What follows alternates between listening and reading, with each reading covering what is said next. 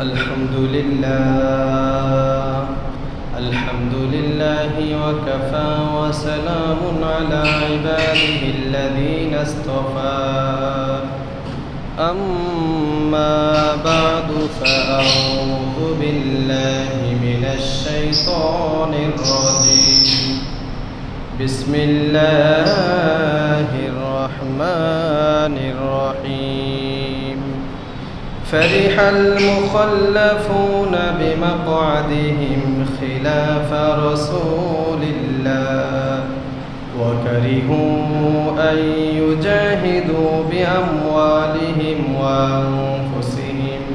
وأنفسهم في سبيل الله وقالوا لا تنفروا في الحر قل نار جهنم أشد حرا لو كانوا يفقهون وقال تعالى في شان حبيبه ومحبوبه إن الله وملائكته يصلون على النبي يا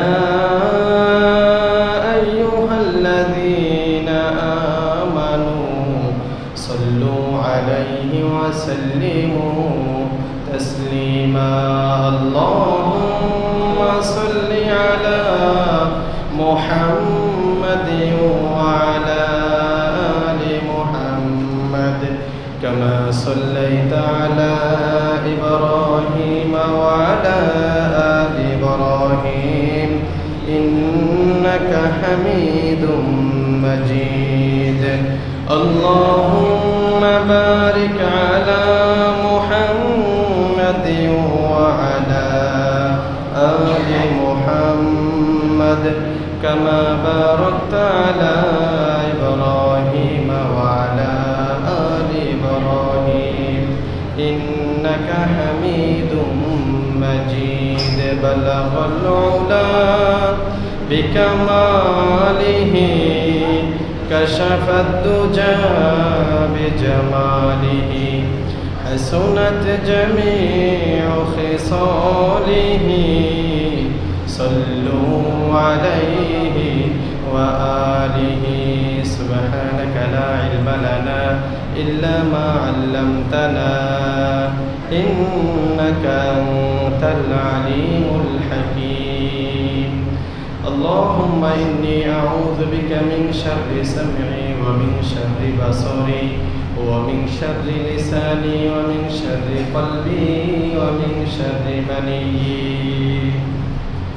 محترم হাজিরিন শ্রদ্ধেয় মুরব্বিয়ানে কিরাম মুসল্লিয়ানে ইযম দিন প্রিয় ইসলাম প্রিয় কোরআন প্রিয় নবী প্রিয় ভাইয়েরা মহান রব্বুল আলামিনের দরবারে লক্ষ কোটি শুকরিয়া যিনি অত্যন্ত আদর করে মায়া করে যাচাই করে বাছাই করে দুনিয়ার সমস্ত ঝামেলা থেকে মুক্ত করে আজকে সপ্তাহের সর্বশ্রেষ্ঠ দিন জুমার দিনে আমাদেরকে আগে আগে মসজিদে আসার তৌফিক দান করেছেন এজন্য শুকরিয়া তান সকলেই পড়ি আলহামদুলিল্লাহ লক্ষ কোটি দুরূদ ও সালাম বিশ্ব মানবতার মুক্তির দূত আকায়ে নামদারে তাজদারে মদিনা সরকারে দু আলম সরওয়ারে কায়নাত রহমাতুল লিল আলামিন কুদওয়াতুল লিল মুমিনিন ইমামুল মুরসালিন খাতামুন নবিয়্যিন হযরত মুহাম্মদ মুস্তাফা সাল্লাল্লাহু আলাইহি ওয়াসাল্লামের উপর মুহতারাম হাজিরিন আমরা দীর্ঘ 7টি জুমায় আমাদের প্রিয় নবী সাল্লাল্লাহু আলাইহি ওয়াসাল্লামের জীবনী নিয়ে আলোচনা করেছি এরই ধারাবাহিকতায় আজকে 8ম জুমা আজকে আমরা আমাদের প্রিয় হাবিব সাল্লাল্লাহু আলাইহি ওয়াসাল্লামের জীবনের শেষ দিনগুলো নিয়ে আলোচনা করব ইনশাআল্লাহ গত জুমাতে আমরা আলোচনা এখানে শেষ করেছিলাম যে মক্কা বিজয় হয়ে গিয়েছিল 8ম হিজরি নবীজি মক্কা থেকে মদিনায় যাওয়ার 8 বছর পরে আবার মক্কায় এসে মক্কা বিজয় করেছেন এবার মক্কা নবীজি সাল্লাল্লাহু আলাইহি সাল্লামের দখলে এসে গিয়েছে মক্কার ক্ষমতা নবীজি সাল্লাল্লাহু আলাইহি ওয়াসাল্লামের হাতে এসে গিয়েছিল। তো মক্কা থেকে নবীজি মদিনায় আসলেন, সাহাবায়ে কেরামকে মক্কার দায়িত্ব দিয়ে আসলেন, গভর্নর নির্ধারণ করে আসলেন। মদিনাতে আসার পরে নবম হিজরিতে উল্লেখযোগ্য যে জিহাদ হয়েছিল, যেটার মধ্যে আমাদের জন্য শিক্ষা রয়েছে, সেই জিহাদের নাম হলো তাবুকের যুদ্ধ। এই তাবুক যুদ্ধ আমাদের মুসলিম উম্মাহের জন্য অনেক শিক্ষণীয় বার্তা নিয়ে এসেছে। এর মধ্যে আমাদের ঘুমন্ত মুসলিমরা জাগ্রত হওয়ার মতো বার্তা আছে। আমাদের মতো অলস মুসলিমরা অলসতা কাটানোর সুযোগ এবং বার্তা এই জিহাদের মধ্যে পাওয়া যায়। এই তাবুকের যুদ্ধটা নবম হিজরিতে হয়েছে, যে সময় মানুষের অভাব অনটনের দিন ছিল। বছরের মধ্যে দেখবেন একটা সময় এমন যায় যে অনেক অভাব থাকে। এখন হয়তো আমরা সচ্ছলতার কারণে অনেকেই বুঝতে পারি না, সারা বছর একই রকম থাকে। কিন্তু আরবে বছরের একটা সময় ছিল খুব অভাব অনটন দেখা দিত, অনেক গরম ছিল, প্রচণ্ড গরম থাকতো। ফসল মাত্র কাটার সময়, ফসল বলতে তাদের ফসল ছিল খেজুর কাটার সময় হয়ে এসেছে, খেজুরগুলা পাকতেছে, কিছুদিন পরে খেজুর কাটবে, আবার অনেক বেশি গরম। আর তাবুকের যুদ্ধ যেটা হবে মদিনা থেকে অনেক দূরে, রোম সম্রাটের সাথে যুদ্ধটা হবে। রোম অনেক দূরে দেশ। তো এখন সাহাবায়ে কেরামের একটা বিরাট পরীক্ষা, এত দূরে যেতে হবে, আবার অভাবের সময়, আবার অনেক গরম, কি করা যায়? নবীজি সাল্লাল্লাহু আলাইহি ওয়াসাল্লাম যেহেতু আদেশ করেছেন, সাহাবায়ে কেরামের অভ্যাস এটা না যে তারা পিছিয়ে থাকবেন। রাজি হলেন সাহাবায়ে কেরাম, ঐক্যবদ্ধভাবে 30,000 সাহাবায়ে কেরাম একত্রিত হলেন। ইতিপূর্বে এত বেশি সৈন্য সংখ্যা নিয়ে নবীজি কখনো জিহাদে যান নাই। সুবহানাল্লাহ। তাহলে সময়টা ছিল প্রচণ্ড গরমের, আবার ছিল অভাব অনটন, আবার অনেক দূরের রাস্তা। এরপরও সাহাবায়ে কেরামের মধ্যে 30,000 আনসার মুহাজির মিলে 30,000 সাহাবী, ওনারা একত্রিত হয়ে এই জিহাদের জন্য রওনা হলেন। কাফেরদের বাহিনী ছিল অনেক, উল্লেখ্য 40,000 কথা আরো বেশিও থাকতে পারে। রোম সম্রাট অনেক শক্তিশালী সম্রাট ছিল। তো যাই হোক, জিহাদের জন্য বের হয়েছেন সাহাবায়ে কেরাম, অনেকেই জিহাদের জন্য বের হয়ে গিয়েছেন।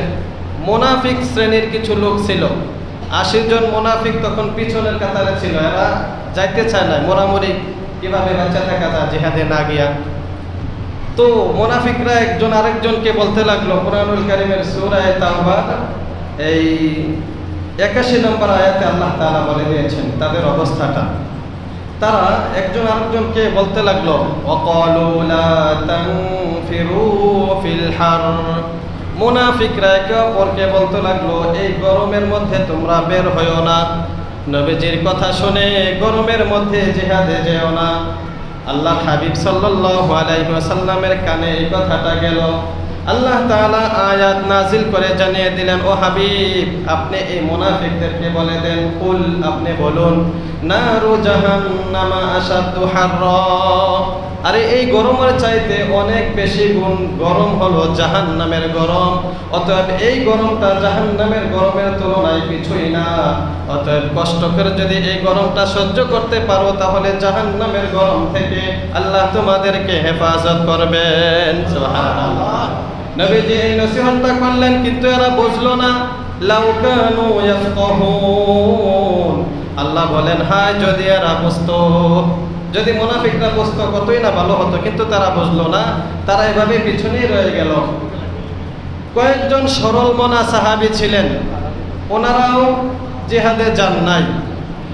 7 জন সাহাবীর কথা পাওয়া যায়, ওনারা প্রকৃতপক্ষে ইমানদার পাক্কা সাহাবী ছিলেন, কিন্তু জিহাদে যান নাই অলসতার কারণে, দুর্বলতার কারণে, বা পরে যাইবেন এরকম একটা ভাব ছিল, যান নাই।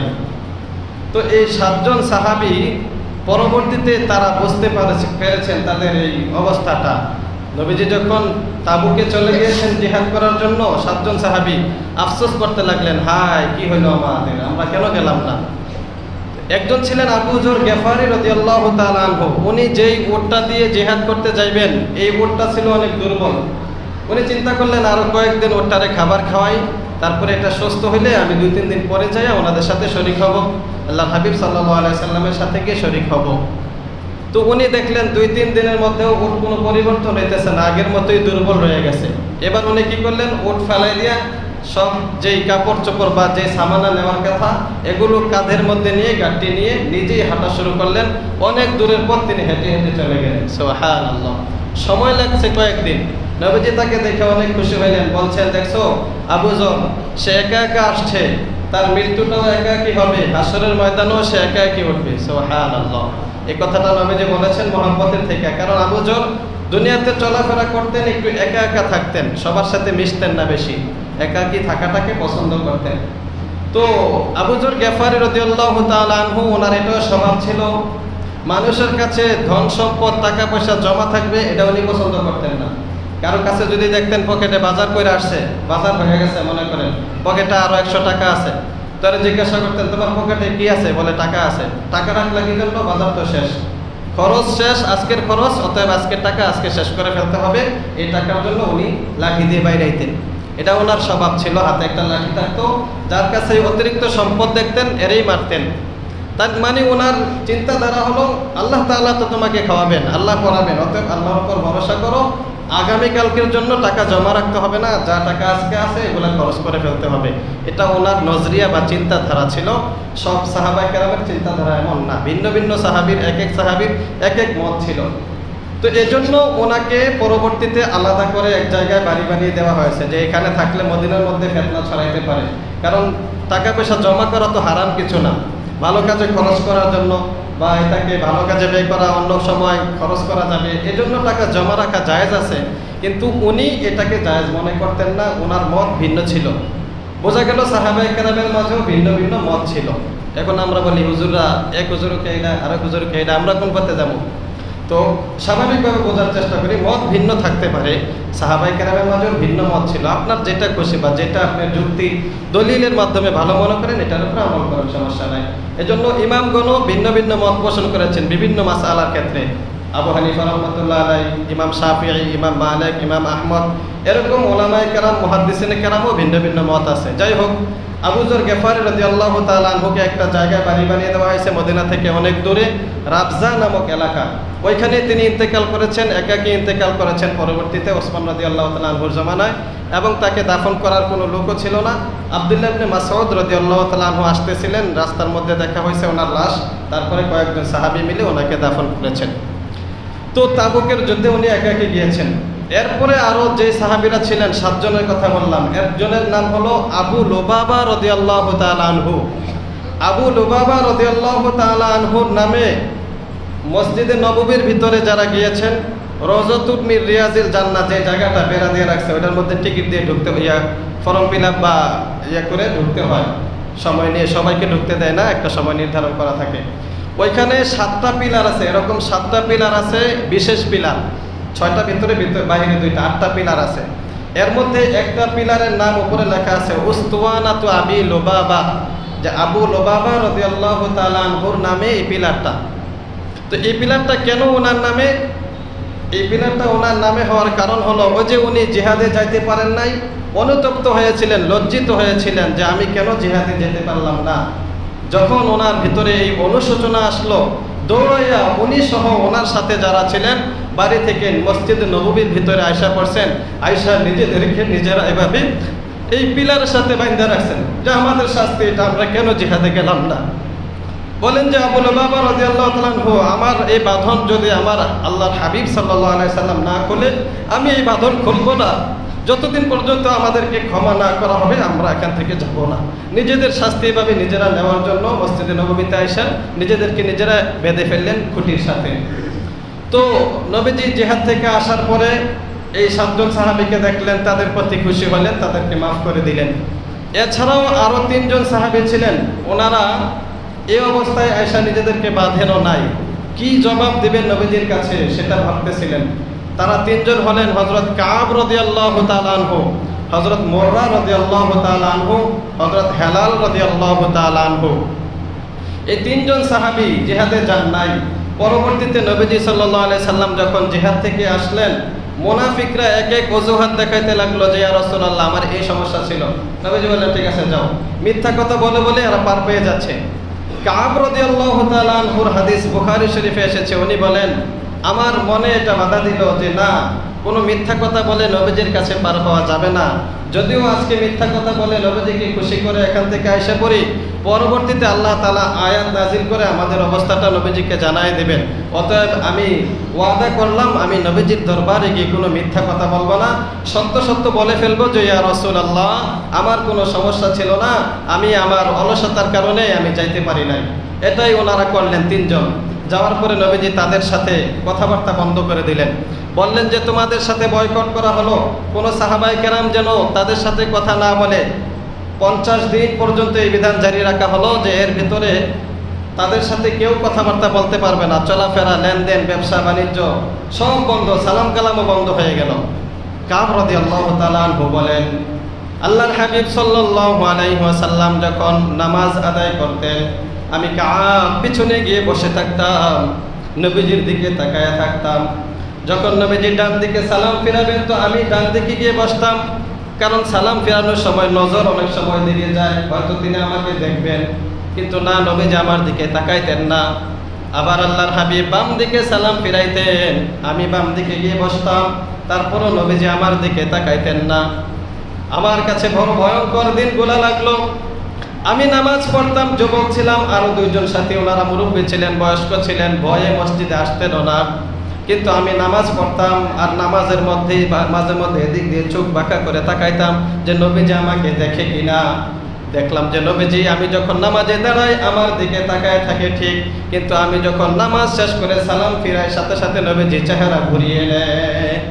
এই অবস্থায় কেউ আমার সাথে কথা বলে না, বাজারে যাই কেউ সালাম কালামের জবাব দেয় না।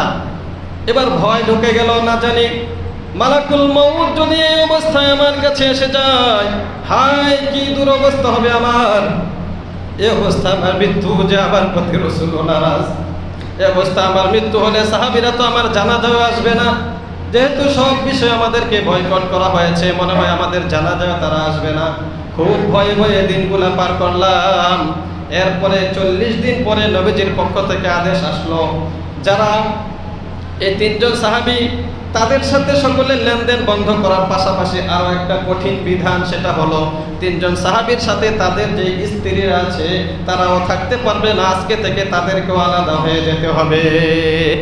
এমনিই তো দুঃখ কষ্ট, আবার স্ত্রীদেরকেও আলাদা করে দেওয়া হলো 40 দিন পরে।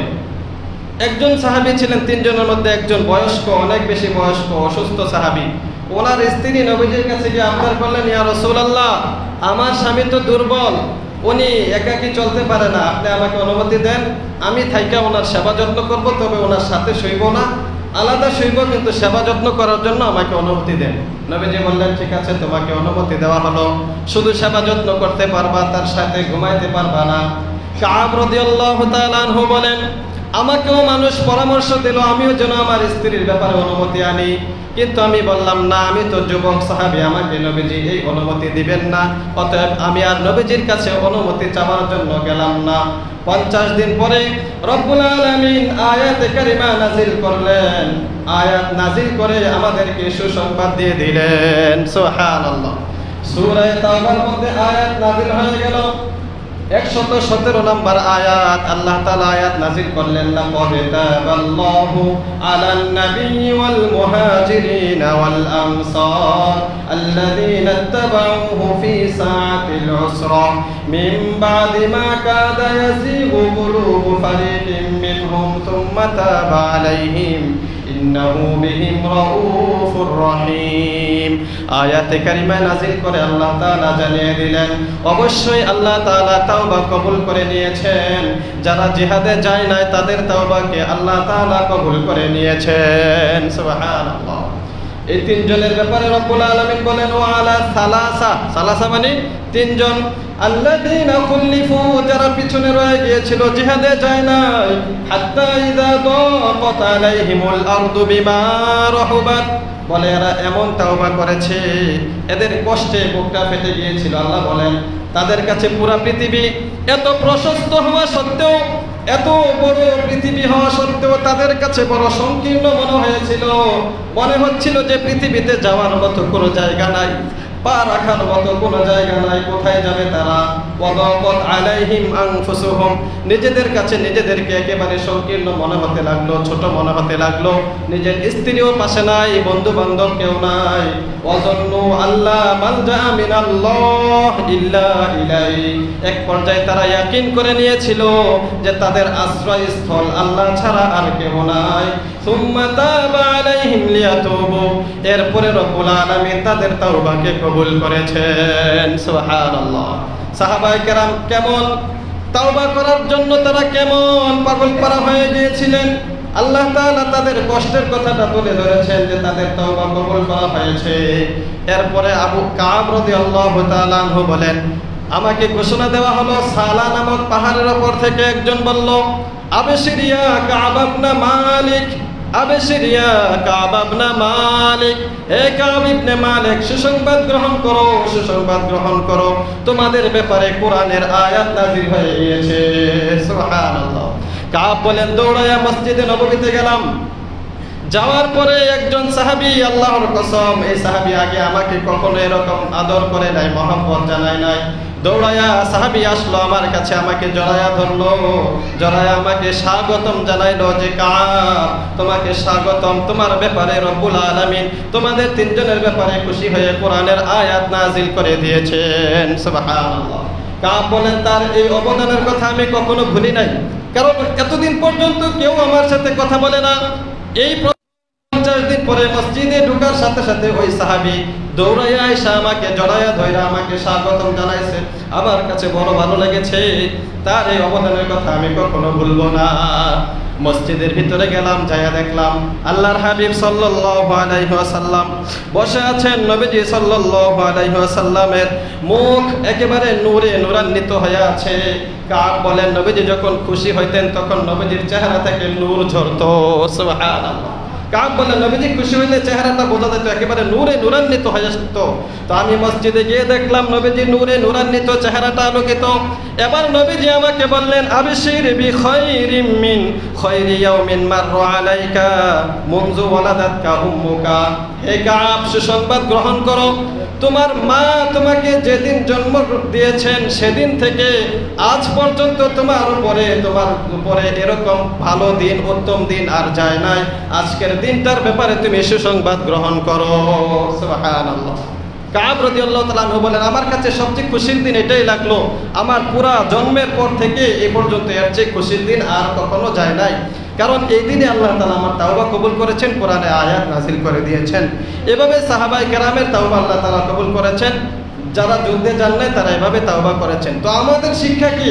যদি কোনো গুনাহ হয়ে যায় তখন একগুয়েমি করা, নেতাগিরি করা, ভাবলে শক্তি দেখায় পয়সা না থাকা, বরং রব্বুল আলামিনের কাছে এরকম পাগল পারা হয়ে তাওবা করতে থাকা, প্রয়োজনে নিজেকে নিজে শাস্তি দেওয়া। কথার কথা আপনি মনে করেন একটা গুনাহ করেন না, তাওবা করেছেন, আবার গুনাহটা করে ফেললেন, তো আল্লাহ তাআলার দরবারে কিছু দান করে দিলেন, সদকা করে দিলেন, বা নিজেই কোনো শাস্তি নিয়ে নিলেন। আমাদের আকাবির ওলামায়ে কেরাম যারা ছিলেন, আমাদের ওস্তাদগণ, ওনারা এরকম গুনাহ হয়ে গেলে নিজেকে শাস্তি দিতেন। কারো কোনো গুনাহ হয়ে গেছে তো ওনারা টাকা দান করে দিতেন। কোনো গুনাহ হয়ে গেছে উনি এই রাত্রে 100 রাকাত নফল নামাজ পড়বেন। কোনো গুনাহ হয়ে গেছে উনি সবার সামনে এভাবে কান ধরে উঠবোস করতেন যে আমার গুনাহ হয়ে গেছে, আমি একটা গুনাহ করে ফেলেছি। মানে নিজেকে নিজে শাস্তি দেওয়া, এর দ্বারা নফস শয়তান দুর্বল হয়ে যায়, নিজে গুনাহ থেকে বাঁচা সহজ হয়ে যায়। তাহলে এটা হলো আমাদের এখান থেকে শিক্ষা। এর পরের বছর 10ম হিজরি জিলকদ মাস নবীজি সাল্লাল্লাহু আলাইহি ওয়াসাল্লাম এই হজের বিধান নাজিল হলো। আবু বকর সিদ্দিক রাদিয়াল্লাহু তাআলা আনহুকে হজের আমির বানিয়ে পাঠালেন মক্কা, যে বছর হজের বিধান নাজিল হয়েছে তুমি মক্কায় যাও, হজের আমির হয়ে সেখানে গিয়ে মানুষকে হজের বিধিবিধান শিক্ষা দেবে। আবু বকর রাদিয়াল্লাহু তাআলা আনহু গেলেন, সাথে 300 সাহাবায়ে কেরাম ছিলেন, 20টা উটও ছিল। এই কিছুক্ষণ পরেই আল্লাহ তাআলা সূরা তাওবার প্রথম আয়াতগুলো নাজিল করলেন। এই আয়াতের মধ্যে রব্বুল আলামিন মুনাফিক, মুশরিক এবং কাফের যারা ছিল তাদের ব্যাপারে আয়াতগুলো নাজিল করেছেন। 40টা আয়াত, যে এখন থেকে তাদের সাথে আর কোনো ধরনের সম্পর্ক নাই। এতদিন পর্যন্ত হেরাম শরীফে তাওয়াফ করতো, বাইতুল্লাহ শরীফে মুশরিকরাও তাওয়াফ করতো, অমুসলিমরা এসেও হজ করতে পারতো, কিন্তু এই সূরা তাওবা নাজিল করে জানায় দেওয়া হলো যে এখন থেকে আর কোনো মুশরিক, কোনো অমুসলিম হারাম শরীফের মধ্যে ঢুকতে পারবে না। এই সূরা তাওবার 40টা আয়াত নাজিল হওয়ার পরে নবীজির প্রিয় সাহাবী হযরত সাইয়্যিদুনা আলী কাররামাল্লাহু ওয়াজহাকে পাঠালেন। আলী রাদিয়াল্লাহু তাআলা আনহু পিছনে পিছনে গেলেন, নবীজির উট এটা আলীকে দিলেন যে আমার উটের মধ্যে বসে তুমি যাও, গিয়ে মানুষকে এই আয়াতগুলি শুনিয়ে দাও যে এখন থেকে এই মুশরিকরা আর হজ করতে পারবে না। উলঙ্গ হয়ে আগে তারা তাওয়াফ করতো, বলে যে এখন থেকে এগুলো বন্ধ, শরীয়ত মোতাবেক যেভাবে হজের বিধান নাজিল হয়েছে সেভাবেই হজ করতে হবে, আগের সব রীতিনীতি বন্ধ করে দেওয়া হলো। আলী রাদিয়াল্লাহু তাআলা আনহু গেলেন, এভাবে ঘোষণা দিলেন। এভাবে এই দশম হিজরির হজ সম্পন্ন হলো। পরবর্তী বছর হযরত রাসূল কারীম সাল্লাল্লাহু আলাইহি ওয়াসাল্লাম দশম হিজরিতে বিদায় হজ করেছেন। মানে নবীজির এই হজও ছিল শেষ হজ।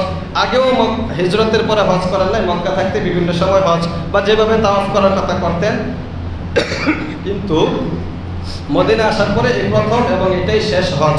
এর আগে 2-3বার উমরা করেছেন, উমরার কথা আছে, কিন্তু হজ একটাই করেছেন, যেটা হলো দশম হিজরিতে। এটাকে বলা হয় বিদায় হজ। নবীজি সাল্লাল্লাহু আলাইহি সাল্লাম সাহাবায়ে কেরামের মাঝে ঘোষণা দিলেন যে আমি এবছর হজ করতে যাব। সাহাবায়ে কেরাম সকলে খুশি মনে রেডি হলেন। 1,24,000 সাহাবায়ে কেরাম নবীজির সাথে রওনা হলেন। সুবহানাল্লাহ! তাহলে এত বড় বাহিনী নিয়ে আর কখনো নবীজি কোথাও বের হন নাই, কিন্তু দশম হিজরিতে এভাবে সাহাবায়ে কেরামের দল নিয়ে বের হলেন। আরও পথিমধ্যে অনেকে জমা হতে লাগলো, বিভিন্ন জায়গায় যারা ছিল তারা আসতে লাগলো। তো এই বিদায় হজ দশম হিজরি নবীজি গিয়ে সম্পন্ন করলেন। সাহাবায়ে কেরামের মাঝে বিভিন্ন দিক নির্দেশনা দিলেন। বিদায় হজের ভাষণ, যেটা ঐতিহাসিক বিদায়ী ভাষণ বা বিদায় হজের ভাষণ নামে পরিচিত, সেই ভাষণটা নবীজি আরাফার দিন দিয়েছেন। আরাফার ময়দানে, আরাফার পাহাড়ের উপরে উঠে যারা গিয়েছেন তারা দেখবেন আরাফার পাহাড়ের উপরে একটা জায়গা এখনো দেওয়াল দিয়ে উঁচা করে দেওয়া আছে, যে এটা এখানে দাঁড়ায় নবীজি খুতবা দিয়েছিলেন, ভাষণ দিয়েছিলেন। তো সেখানে নবীজি সাল্লাল্লাহু আলাইহি ওয়াসাল্লাম অত্যন্ত হৃদয়স্পর্শী ভাষণগুলা দিয়েছেন, যেগুলাতে বোঝা যায় যে মনে হয় নবীজি এরপরে আর হজ করতে আসবেন না, মনে হয় নবীজির বিদায়ের সময় হয়ে গিয়েছে। নবীজি বললেন, ও সাহাবীরা, মনে হচ্ছে আমি এরপর তোমাদের সাথে আর সাক্ষাৎ করতে পারছি না, আমার কথাগুলো তোমরা মনোযোগ দিয়ে শোনো। সাহাবায়ে কেরাম এতটুকুতে অনেকে বুঝে ফেলেছেন নবীজি সাল্লাল্লাহু আলাইহি ওয়াসাল্লাম কি বলতে চাচ্ছেন। আয়াতে কারিমা নাজিল হয়ে গেল, আল ইয়াউমা আকমালতু লাকুম দীনাকুম ওয়া আতমামতু আলাইকুম নি'মাতি ওয়া রাদিতু লাকুমুল ইসলাম দীনা। আয়াতে কারিমা রব্বুল আলামিন বলেন, আজকে আমি তোমাদের জন্য সব নিয়ামতকে পরিপূর্ণ করে দিয়েছি, আমি তোমাদের প্রতি সন্তুষ্ট। ওয়া রাদিতু লাকুমুল ইসলাম দীনা, তোমাদের জন্য ইসলাম ধর্মকে মনোনীত করেছি, তোমাদের উপরের সব নিয়ামতকে আজকে আমি পরিপূর্ণ করে দিয়েছি। এই আয়াত যখন নাজিল হলো, অনেক সাহাবী খুশি যে আল্লাহ তাআলা নিয়ামত দিয়েছেন, কিন্তু আবু বকর সিদ্দিক রাদিয়াল্লাহু তাআলা আনহু সহ আরো অনেকে কান্নাকাটি শুরু করে দিলেন। নবীজি বললেন, কান্নার কারণটা কি? আবু বকর বললেন, ইয়া রাসূলুল্লাহ, নিয়ামত পরিপূর্ণ হয়ে গিয়েছে, মানে মনে হয় আপনার যাওয়ার সময় হয়ে গিয়েছে, কারণ আপনি যতদিন ছিলেন আমাদের মাঝে নিয়ামত রহমত হিসাবে ছিলেন, তো পরিপূর্ণ মানে শেষ, আর থাকবে না। এজন্য আবু বকর সিদ্দিক রাদিয়াল্লাহু তাআলা আনহু কান্না করলেন। যাই হোক, নবীজি বিদায় হজের ভাষণে যত রকমের সমস্যা হতে পারে উম্মতের জন্য প্রায় সবগুলা দিক নিয়ে আলোচনা করেছেন সংক্ষিপ্তভাবে। নবীজি সেখানে মহিলাদের হক নিয়ে আলোচনা করেছেন, নারী জাতির অধিকার নিয়ে আলোচনা করেছেন, পুরুষের অধিকার নিয়ে আলোচনা করেছেন, গোলামের অধিকার নিয়ে আলোচনা করেছেন, সুদের আলোচনা করেছেন, হারাম খাওয়া থেকে ফিরে থাকার জন্য, বিরত থাকার জন্য আলোচনা করেছেন। মোট কথা যেগুলো বিধিবিধান উম্মতের জন্য জরুরি, সবগুলা কথাই নবীজি বিদায় হজের ভাষণে আলোচনা করে জানিয়ে দিয়েছেন। উম্মত এই আলোচনা শুনে, এই আলোচনা শোনার পরে নবীজি সবাইকে সাক্ষ্য রেখে বললেন, ও আমার সাহাবীরা, আমার ব্যাপারে তোমাদেরকে কিয়ামতের ময়দানে জিজ্ঞাসা করা হবে, অতএব তোমরা আমার ব্যাপারে কি সাক্ষ্য দিচ্ছ? তখন সাহাবায়ে কেরাম একবারকে বললেন, ইয়া রাসূলুল্লাহ, আমরা আপনার ব্যাপারে সাক্ষ্য দিচ্ছি, আপনি আমাদের সাথে আমাদেরকে আপনার দায়িত্ব পৌঁছানোর ক্ষেত্রে কোনো খেয়ালত করেন নাই, পরিপূর্ণ দায়িত্ব আপনি পৌঁছেছেন, আপনার দায়িত্ব আপনি আদায় করেছেন। ইয়া রাসূলুল্লাহ, আমাদের মাঝে আপনি নিয়ামত হিসাবে ছিলেন, রহমত হিসাবে ছিলেন, আমরা আপনার কারণে কষ্ট পাই নাই, আপনি আমাদেরকে কষ্ট দেন নাই, আপনার দায়িত্ব সঠিকভাবে পালন করেছেন।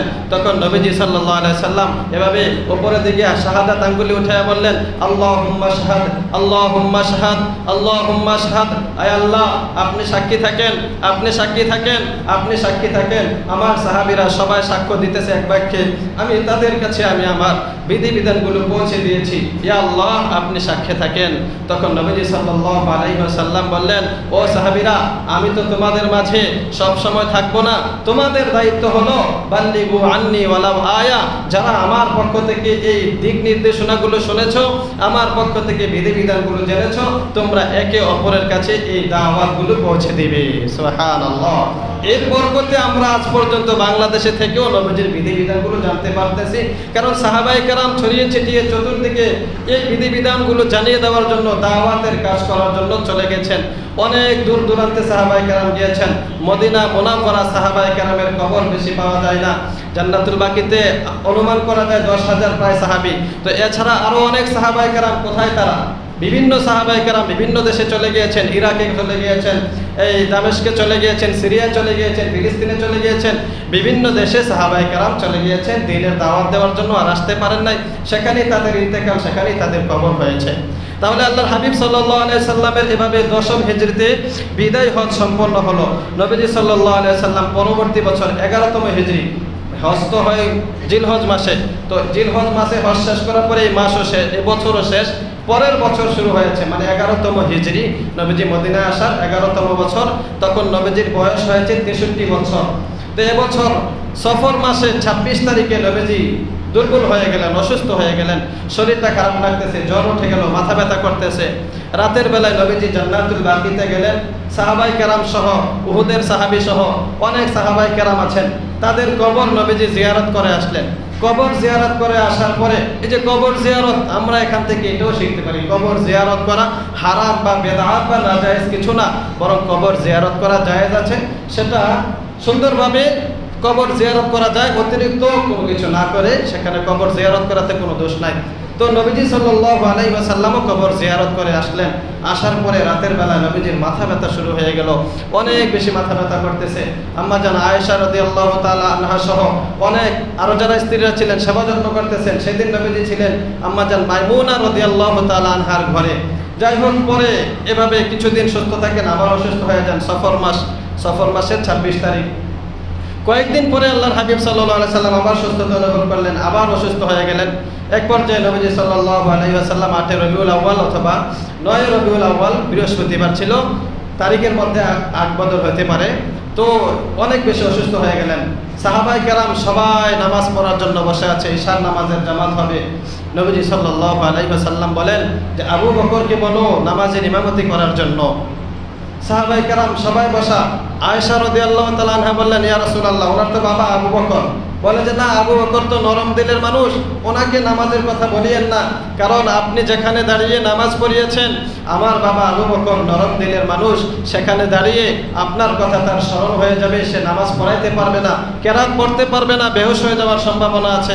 অতএব আপনি ওমর রাদিয়াল্লাহু তাআলা আনহুকে বলেন, উনি নামাজ পড়ান। নবীজি বললেন যে না, ওমরকে বলবো না, আবু বকরকেই বলো নামাজ পড়ানোর জন্য। নবীজি সাল্লাল্লাহু আলাইহি সাল্লামের নির্দেশে আবু বকর রাদিয়াল্লাহু তাআলা আনহু নামাজ পড়ালেন। এরপরে আল্লাহর হাবিব সাল্লাল্লাহু আলাইহি সাল্লাম রবিবারে, বৃহস্পতিবার থেকেই অসুস্থ, রবিবারে আবার আসলেন মাগরিবের নামাজের সময়। আয়েশা নবীজি সাল্লাল্লাহু আলাইহি সাল্লাম দুজনের কাঁধে ভর করে আয়েশা নামাজ পড়াইছেন। আবু বকর রাদিয়াল্লাহু তাআলা আনহু নামাজের জন্য, ইমামতের জন্য দাঁড়িয়ে গিয়েছিলেন। নবীজি সাল্লাল্লাহু আলাইহি সাল্লামকে দেখে উনি সরে গেলেন। নবীজি ওনার বাম পাশে দাঁড়ালেন, আবু বকর পিছনে এসে পড়লেন। তারপরে নবীজি নামাজ পড়াইলেন। আবু বকর আস্তে আস্তে নবীজির তাকবীরগুলো শুনে জোরে জোরে তাকবীর বলতেন, পিছনে সবাই আবু বকরের তাকবীর শুনতো, আর আবু বকর রাদিয়াল্লাহু তাআলা আনহু ইক্তেদা করছিলেন হুজুর সাল্লাল্লাহু আলাইহি সাল্লামের। এভাবে রবিবার অসুস্থতা সত্ত্বেও নবীজি মাগরিবের জামাত পড়িয়েছেন। পরের দিন সোমবার, আল্লাহর হাবিব সাল্লাল্লাহু আলাইহি ওয়াসাল্লামের বিদায়ের দিন, যেটা ফজরের নামাজ যখন সাহাবায়ে কেরাম পড়বে মসজিদে একত্রিত হয়েছে, নবীজি সাল্লাল্লাহু আলাইহি সাল্লাম রুম, যেটা এখন মদিনা শরীফে রোজা মোবারক যেটা আছে, এখানেই তো নবীজির রুমটা ছিল, ক্যামেরাটা ছিল। তো পর্দা দেওয়া থাকতো, নবীজি পর্দাটা সরাইলেন, সরাইয়া দেখলেন যে অনেক সাহাবী তারা মসজিদে ফজরের জামাত আদায় করার জন্য বসে আছে। তো নবীজি সবাইকে দেখে অনেক খুশি হয়ে গেলেন যে আমার সাহাবীরা এইভাবে আল্লাহর বিধান পালন করার জন্য একত্রিত হয়েছে। নবীজির চেহারাটা আবার খুশিতে ভরে গেল, অনেক বেশি খুশি, চেহারাটা ঝলমল করতে লাগলো। নামাজে দাঁড়িয়ে গিয়েছিলেন। পরবর্তীতে আবু বকর রাদিয়াল্লাহু তাআলা আনহু একটু মাথা চোখটি বাঁকা করে নবীজি সাল্লাল্লাহু আলাইহি সাল্লামকে দেখে পিছনে আসতে চাইলেন। নবীজি ইশারা দিয়ে বললেন যে না, পিছনে আসার দরকার নাই, তোমরা নামাজ আদায় করে নাও। সব সাহাবীরা খুশি, কারণ এরকম খুশি নবীজিকে অনেক দিন ধরে তারা দেখেন না।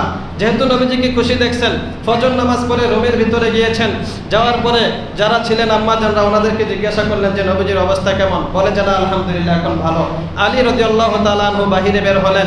সাহাবায়ে কেরাম জিজ্ঞাসা করতেছে হুজুর সাল্লাল্লাহু আলাইহি সাল্লাম কেমন আছে? বলে যে না, আলহামদুলিল্লাহ হুজুর সাল্লাল্লাহু আলাইহি সাল্লাম এখন সুস্থ আছে। এভাবে আবু বকর সিদ্দিক রাদিয়াল্লাহু তাআলা আনহু নবীজির কাছে আসলেন, ইয়া রাসূলুল্লাহ, আপনাকে তো এখন আলহামদুলিল্লাহ আমরা সুস্থ দেখতাছি, তো আমাকে একটু অনুমতি দেন, আমার দ্বিতীয় স্ত্রী উনি এক জায়গায় থাকে, ওনার সাথে আজকে আমার সাক্ষাৎ করার কথা, আপনি আমাকে অনুমতি দেন, আমি সেখানে গিয়ে সাক্ষাৎ করে আসি। নবীজি বললেন ঠিক আছে, যাও তুমি সাক্ষাৎ করে আসো। আবু বকর রাদিয়াল্লাহু তাআলা আনহু সেখানে চলে গেলেন। যখন ফজরের পর থেকে সময়, জাওয়ালের সময় মানে হলো সূর্যটা হেলার সময় 10টা 11টা, এরপর থেকে অথবা জোহরের সময় যখন শুরু হয়, সূর্য হেলা শুরু হয়ে যায়। তো এই সময় আল্লাহর হাবিব সাল্লাল্লাহু আলাইহি ওয়াসাল্লামের ব্যথা অনেক বেশি বেড়ে গেল। নবীজি সাল্লাল্লাহু আলাইহি সাল্লামের কাছে একটা পানির পাত্র রাখা ছিল। নবীজি একবার এটার মধ্যে হাত দেন, পানি এনে আবার কপালে মোছেন, আবার হাত দেন, আবার কপালে মোছেন। আম্মা জান আয়েশা রাদিয়াল্লাহু তাআলা আনহা একটা পট্টি কাপড় ভিজায়া নবীজির কপালের মধ্যে বাঁধা রাখলেন। অনেকক্ষণ নবীজি এভাবে করলেন। তো আয়েশা রাদিয়াল্লাহু তাআলা আনহার ভাই আব্দুর রহমান রাদিয়াল্লাহু তাআলা আনহু উনি রুমের মধ্যে প্রবেশ করলেন। তো ওনার হাতে একটা মেসওয়াক ছিল। আমাদের এখান থেকে এই বিষয়টা আমরা শিখব। তো আব্দুর রহমান রাদিয়াল্লাহু তাআলা আনহু মেসওয়াক করতেছিলেন। নবীজি সাল্লাল্লাহু আলাইহি সাল্লাম এভাবে তাকায় রইছেন মেসওয়াকটার দিকে, বলতে পারতেছেন না কিছু। আয়েশা রাদিয়াল্লাহু তাআলা আনহা বললেন, ইয়া রাসূলুল্লাহ, আপনি কি মেসওয়াক করবেন? মেসওয়াক দেব? নবীজি ইশারা করলেন যে হ্যাঁ, মেসওয়াক দাও। কারণ এটা নবীজির সবচেয়ে বড় একটা আমল ছিল। সব সময় সবচেয়ে বেশি এই আমলটা করতেন। ঘর থেকে বের হলে, ঘরে প্রবেশ করলে, নামাজের আগে, নামাজের পরে, ঘুম থেকে ওঠার আগে, ঘুম থেকে ঘুমানোর আগে, বেশিরভাগ সময় মজলিসে যাওয়ার সময় নবীজি মেসওয়াক করতেন। তো ইশারা করে নবীজি এটা বোঝালেন যে হ্যাঁ, আমাকে মেসওয়াক করাও। আয়েশা রাদিয়াল্লাহু তাআলা আনহা মেসওয়াকটা বললেন যে ইয়া রাসূলুল্লাহ, আমি কি একটু চাবায়া নরম করে দেব? বললেন যে হ্যাঁ, নরম করে দাও। তো আয়েশা রাদিয়াল্লাহু তাআলা আনহা নিজের মুখে মেসওয়াকটাকে চাবায়া একটু নরম করে আল্লাহর হাবিব সাল্লাল্লাহু আলাইহি সাল্লামকে মেসওয়াক করায় দিলেন। এজন্য আয়েশা রাদিয়াল্লাহু তাআলা আনহা পরবর্তীতে গর্ব করে বলতেন যে আমার মুখের লালা শেষ পর্যন্ত, শেষেও নবীজির মুখে লেগেছিল, অতএব এটা আমার গর্বের বিষয়। আমার ঘরে নবীজির ইন্তেকাল হয়েছে, শেষ বয়সে নবীজি আমার ঘরে ছিলেন, এটা আমার জন্য গৌরবের বিষয়। যাই হোক, নবীজি সাল্লাল্লাহু আলাইহি ওয়াসাল্লাম এক পর্যায়ে দুনিয়ার মায়া, দুনিয়া থেকে ইন্তেকাল করবেন। দুনিয়া থেকে ইন্তেকাল করার অর্থ হলো আল্লাহর হাবিব সাল্লাল্লাহু আলাইহি সাল্লাম এখনো হায়াতুন নবী, আমরা এটা বিশ্বাস করি। আহলুস সুন্নাত ওয়াল জামাতের আকীদা হলো নবীজি সাল্লাল্লাহু আলাইহি সাল্লাম জিন্দা, তবে ইন্তেকাল হয়ে গেছে। দুনিয়া থেকে উনি স্থানান্তরিত হয়েছেন, রওজা মুবারকে জীবিত আছেন। যেহেতু দুনিয়া থেকে ইন্তেকাল হয়েছে, এজন্য এক ভাষায় এটাকে মৃত্যু বলে, কিন্তু আল্লাহর হাবিব সাল্লাল্লাহু আলাইহি সাল্লাম এখনো জীবিত। এটাই হলো আহলুস সুন্নাত ওয়াল জামাতের আকীদা। তো নবীজি সাল্লাল্লাহু আলাইহি সাল্লাম আসমানের দিকে তাকাইলেন আর বলতেছেন, আল্লাহুম্মা রাফিকুল আলা, আল্লাহুম্মা রাফিকুল আলা, লা ইলাহা ইল্লাল্লাহ, আল্লাহুম্মা ইয়া রাফিকুল আলা। বলতে লাগলেন, হায় আল্লাহ, আপনি ছাড়া কোনো মাবুদ নাই। হায় আল্লাহ, আপনি আমার উত্তম সঙ্গী, আপনি আমার উত্তম বন্ধু, আপনি আমার উত্তম বন্ধু, আপনার জায়গায় আমার জন্য উত্তম জায়গা। এই কথা বলতে বলতে আল্লাহর হাবিব সাল্লাল্লাহু আলাইহি ওয়াসাল্লাম দুনিয়া থেকে বিদায় নিলেন। ইন্না লিল্লাহি ওয়া ইন্না ইলাইহি রাজিউন। সাহাবায়ে কেরাম কান্নাকাটি শুরু করে দিলেন। আবু বকর রাদিয়াল্লাহু তাআলা আনহু অনেক দূরে ছিলেন, খবর পাইছেন, উনি সেখান থেকে আসতেছেন। আসার পথে, আসার পরে দেখলেন সাহাবায়ে কেরাম বাড়ি ঘরের আশেপাশে সবাই চিল্লাপাল্লা শুরু করে দিয়েছে। ওমর রাদিয়াল্লাহু তাআলা আনহু উনি এটা কখনো সহ্য করতে পারতেছেন না যে নবীজি ইন্তেকাল করেছেন, মারা গিয়েছেন, এই কথাটা কেউ বলবে। ওমর এটা কাউকে বলার সুযোগ দেন নাই। একটা তরবারি হাতে নিয়ে বাড়ির চতুর্দিকে ঘুরতেছেন আর বলতেছেন, যে বলবে মুহাম্মদ মারা গিয়েছে তার গর্দান আমি উড়াই দিব, অতএব কেউ যেন এটা না বলে যে মুহাম্মদ মারা গিয়েছে। সাহাবায়ে কেরাম সবাই ভয়ে ভয়ে দূরে দূরে কান্নাকাটি করতেছে। করতেছিল। আবু বকর আয়েশা দেখলেন এই অবস্থা, দৌড়াইয়া রুমের মধ্যে ঢুকলেন, নবীজির কপালের মধ্যে একটা চুমু দিলেন, বললেন যে ইয়া রাসূলুল্লাহ, ইয়া সাহিবাইয়া, ইয়া সাহিবাইয়া, হে আমার সঙ্গী, হে আমার পরম বন্ধু, আপনি চলে গেলেন। ইয়া রাসূলুল্লাহ, আপনার মৃত্যু দুবার হবে না, একবার কষ্ট করেছেন এটাই আপনার জন্য যথেষ্ট। ইয়া রাসূলুল্লাহ, আপনার পরবর্তীতে আর কোনো কষ্ট নাই। এই কথাগুলো বলতে বলতে আবু বকর রাদিয়াল্লাহু তাআলা আনহু রুম থেকে বের হয়ে আসলেন। ওমর রাদিয়াল্লাহু তাআলা আনহুকে সান্ত্বনা দেওয়ার জন্য বলতেছেন, কোনোভাবে ওমর থামতেছেন না। তো কি করলেন, এবার আবু বকর মিম্বরে দাঁড়ায় গেলেন, দাঁড়ায়া ভাষণ দিতে লাগলেন, ওমা মুহাম্মাদুন ইল্লা রাসূল কদ খালাত মিন ক্বাবলিহির রাসূল আফা ইন মাতা আও কুতিলা ক্বালাবতুম আলা আকাবিকুম ওয়া মান ইয়ানকালিব আলা আকিবাইহি ফালা ইয়াদুরুল্লাহা শাইআ। আবু বকর বয়ান দিতে লাগলেন, ও সাহাবীরা শোনো, মুহাম্মদ সাল্লাল্লাহু আলাইহি ওয়াসাল্লাম হলেন একজন রাসূল। ওনার পূর্বে আরো অনেক রাসূল আগমন করেছিলেন, তারা কেউ স্থায়ীভাবে ছিলেন না, তারাও যেমন চলে গিয়েছেন, আল্লাহর হাবিব সাল্লাল্লাহু আলাইহি ওয়াসাল্লামও ইন্তেকাল করেছেন। অতএব তোমরা স্বাভাবিক হও, তোমরা স্বাভাবিক হও, অস্বাভাবিক আর থেকো না, সবাই চুপ করে বসে থাকো, সবাই চুপ হয়ে যাও। ওমর রাদিয়াল্লাহু তাআলা আনহু বলেন, এই আয়াতগুলো তো আমিও আগে পড়েছি, কিন্তু আমার কাছে মনে হলো এই প্রথম এই আয়াতগুলো শুনলাম, কারণ আয়াতে কারিমায় রব্বুল আলামিন তো বলেছেন ইন্নাকা মাইয়িতু ওয়া ইন্নাহুম মাইয়িতুন, নিশ্চয়ই আপনিও মাইয়িত হবেন, তারাও মাইয়িত হয়েছে, অর্থাৎ দুনিয়া থেকে আপনারও একটা স্থানান্তরিত হওয়া আছে, আপনিও দুনিয়া থেকে বিদায় নেবেন, আগের রাসূলরাও বিদায় নিয়েছে, কিন্তু পরবর্তী জমানায় আপনি হায়াতুন নবী জীবিত থাকবেন, স্বাভাবিকভাবে দুনিয়া থেকে ইন্তেকাল করতে হবে। এই আয়াতগুলো ওমর শোনার পরে স্বাভাবিক হলেন, সব সাহাবীরা স্বাভাবিক হলো। এরপরে নবীজি সাল্লাল্লাহু আলাইহি ওয়াসাল্লামের দাফন কাফনের জন্য কিছুটা বিলম্ব হয়েছে, সাহাবায়ে কেরাম একত্রিত হয়েছেন। খেলাফতের দায়িত্ব কাকে দিবেন এটার ব্যাপারে অনেকে অনেক রকমের মন্তব্য। আমরা যারা স্বাভাবিক আছি, সাধারণ লোক আছি, আমাদের সবার জন্য উচিত হবে সাহাবায়ে কেরামকে নিয়ে কোনো মন্তব্য না করা।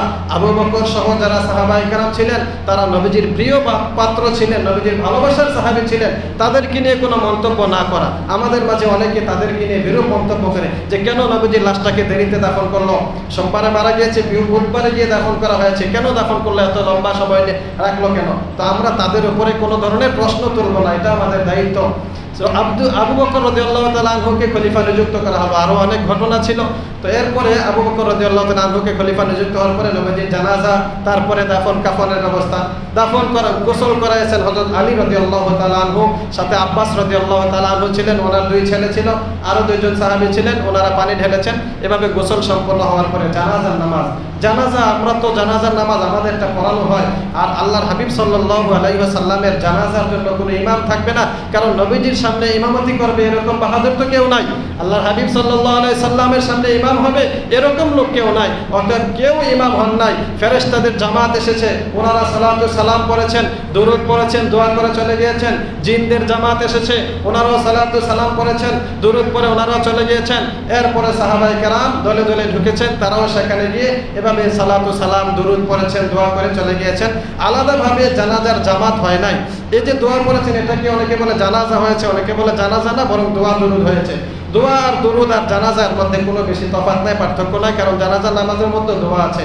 যাই হোক, কিন্তু কোনো জামাত হয় নাই, কেউ ইমামতি করে নাই। এভাবে সাহাবায়ে কেরাম নবীজি সাল্লাল্লাহু আলাইহি সাল্লামের জন্য দোয়া করে নবীজি সাল্লাল্লাহু আলাইহি সাল্লামকে যেখানে নবীজির ইন্তেকাল হয়েছে সেখানে দাফন করেছেন। এখনো যেটা রওজা মুবারক নামে পরিচিত, আমরা যেখানে গেলে আল্লাহর হাবিব সাল্লাল্লাহু আলাইহি সাল্লামকে সালাম জানাই। নবীজি এখনো সেখানে শহীদ আছেন এবং জীবিত আছেন। হাদিসের মধ্যে আছে, কেউ যদি সেখানে গিয়ে নবীজিকে সালাম দেয়, নবীজি নিজ কানে সেই সালাম শোনেন। এবং অনেক নেক বান্দারা এমন আছেন যাদের সালামের জবাব আল্লাহর হাবিব সাল্লাল্লাহু আলাইহি সাল্লাম দেন এবং তারা এখনো নিজ কানে সেই সালাম শোনে। সুবহানাল্লাহ, এটা অবিশ্বাসের কিছু না। বহুত বড় বড় বুজুর্গানে কেরাম আছেন, তারা আল্লাহর হাবিব সাল্লাল্লাহু আলাইহি সাল্লামকে সালাম দিলে সালামের জবাবও শুনতে পান।